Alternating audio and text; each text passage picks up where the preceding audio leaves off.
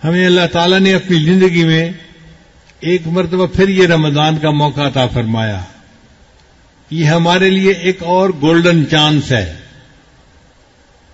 اللہ تعالیٰ چاہتے ہیں کہ میرے بندو، جو غلطیاں تم کر بیٹھے تم دنیا میں ہی بخشوا لو، تاکہ قیامت کے دن تمہارے آقا کے سامنے تمہارے گناہوں کو نہ کھولا جائے. تو آپ سوچئے یہ اللہ کا کتنا بڑا انعام ہے ہمارے اوپر. تو ہمیں چاہیے کہ ہم سچی توبہ کر کے اپنے سب گناہوں کی معافی کروا لیں، تاکہ قیامت کے دن گناہ وہ نام اعمال میں گناہ لکھے ہوئے ہی نہ ہو، اللہ ان کو نیکیوں میں شامل فرما دے، تبدیل فرما دے. چنانچہ حدیث پاک میں آتا ہے، ایک مرتبہ نبی صاحب نے دعا مانگی، یا اللہ میری امت کا حساب قیامت کے دن مجھے لینے کے لیے حق دے دے. تو اللہ تعالیٰ نے پوچھا، میرے محبوب آپ ایسی دعا کیوں مانگتے ہیں؟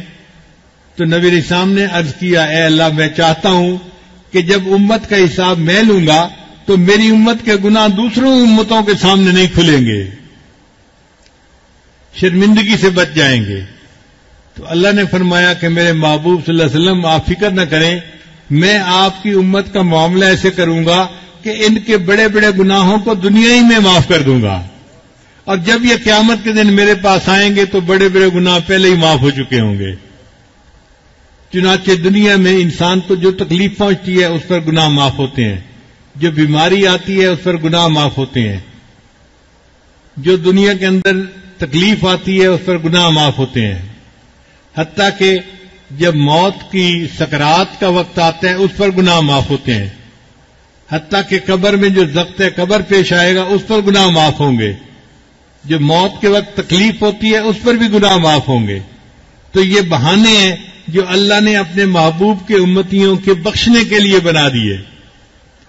اور اگر کچھ لوگ ہوں گے کہ جن کے گناہ بچ بھی جائیں گے تو اللہ قیامت کے دن بہانے سے ان کے گناہ معاف کر دیں گے.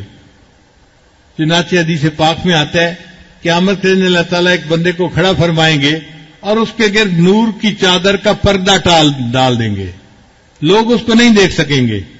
پھر اللہ اس بندے کو کہیں گے تیرا یہ گناہ یہ گناہ یہ گناہ، اور وہ بندہ مانے گا ہاں میرا یہ گناہ یہ گناہ، سارے گناہ اس کو گنوائیں گے.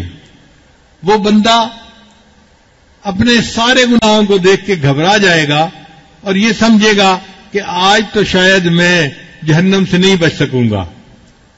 پھر آخر پر اللہ فرمائیں گے، میرے بندے تو نے گناہ تو کیے، تو مجھ سے معافیاں بھی مانگتا تھا، چل میں نے تیرے اس توبہ کو قبول کر لیا اور تیرے گناہوں کو میں نے نیکیوں میں تبدیل کر دیا.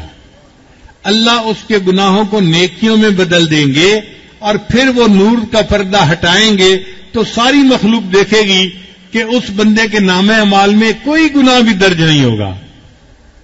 تو لوگ سمجھیں گے کہ یہ انبیاء میں سے کوئی نبی ہیں جنہوں نے معصوم زندگی گزاری اور ان کے نام اعمال میں کوئی گناہ لکھا ہوا ہی نہیں، حالانکہ وہ تو نبی علیہ السلام کا ایک گناہگار امتی ہوگا. مگر محبوب صلی اللہ علیہ وسلم کی جو ہے دعا کے صدقے اللہ تعالیٰ اس کے گناہوں کو معاف کرنے کی یہ صورت نکال لیں گے.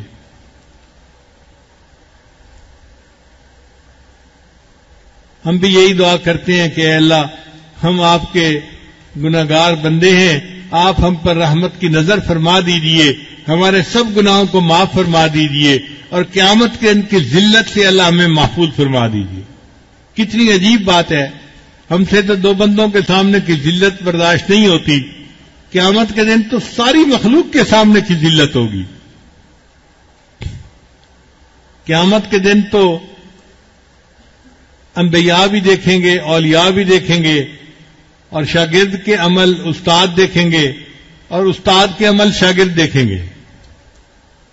آپ سوچئے آج اگر کسی ماں کو کہہ دیا جائے کہ میری بندی بتا، یا تو ہم تیری زندگی کے سارے حالات تیری اولاد کے سامنے کھولتے ہیں یا پھر تو خود ہی جہنم میں چلی جا، تو میرا تو خیال ہے کہ وہ عورت رو کے یہی کہے گی کہ یا اللہ میری زندگی کی تفصیل میری اولاد کے سامنے نہ کھول دینا، مجھے رسوا نہ کر دینا، میں خود ہی جہنم میں چلی جاتی ہوں.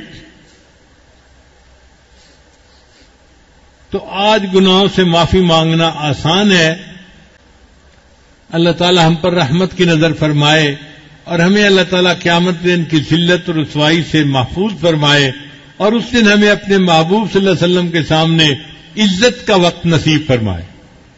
چنانچہ نبی علیہ الصلوۃ والسلام نے ایک حدیث میں ارشاد فرمایا، اے میرے امتیو لا تسودوا وجہی یوم القیامہ، تم قیامت کے دن میرے چہرے کو سیاہ نہ کرنا۔ چہرے سیاہ کا کیا مطلب؟ کہ جب بندہ کسی ناپسندیدہ بات کو دیکھتے ہیں نا تو چہرہ مرجھا جاتا ہے۔ تو محبوب صلی اللہ علیہ وسلم نے فرمایا کہ اگر قیامت کے دن تمہارے نامہ اعمال کو کھولا جائے گا اور اس میں بڑے بڑے گناہ ہوں گے تو اس دن میرا چہرہ مرجھا جائے گا، تم قیامت کے دن میرے چہرے کو سیاہ نہ کر دینا۔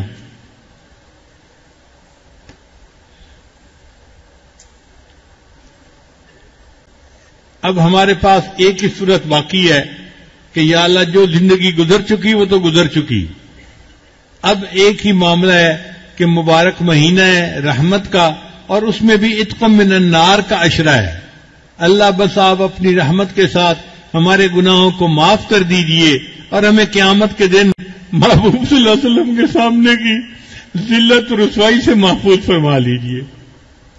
یہی بات تو علامہ اقبال نے کہی تھی، تو غنی از ہر دو عالم من فقیر، اے اللہ تو دو عالم سے غنی ہے اور میں ایک فقیر ہوں۔ تو غنی از ہر دو عالم من فقیر، روز محشر عذر ہائے من پذیر۔ اے اللہ قیامت کے دن میرے عذروں کو قبول کر لینا۔ گر تمہیں بینی حسابم ناگزیر، اور اگر اللہ تو یہ فیصلہ کرے کہ میرا حساب تو نے لازمن لینا ہے، از نگاہ مصطفیٰ بنا بگیر، اللہ پھر مصطفیٰ کریم کے سامنے میرا حساب نہ لینا، مجھے ان کے سامنے بہت شرمندگی ہوگی۔ مولانا الیاس رحمت اللہ علیہ جو بانی تولی جماعت کے، وہ فرمایا کرتے تھے کہ اس شعر کے کہنے پر اللہ نے اس بندے کی مغفرت فرما دی، میرا یہ گمان ہے۔ اتنا یہ اعلیٰ شعر ہے کہ وہ فرمایا کرتے تھے کہ اس شعر کو لکھنے پر اللہ نے، میرا گمان ہے اللہ نے قیامت کے دن اس کی مغفرت فرما دینی ہے۔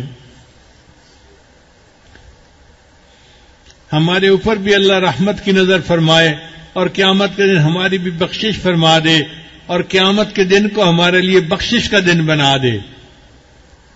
وآخر دعوانا ان الحمد للہ رب العالمین۔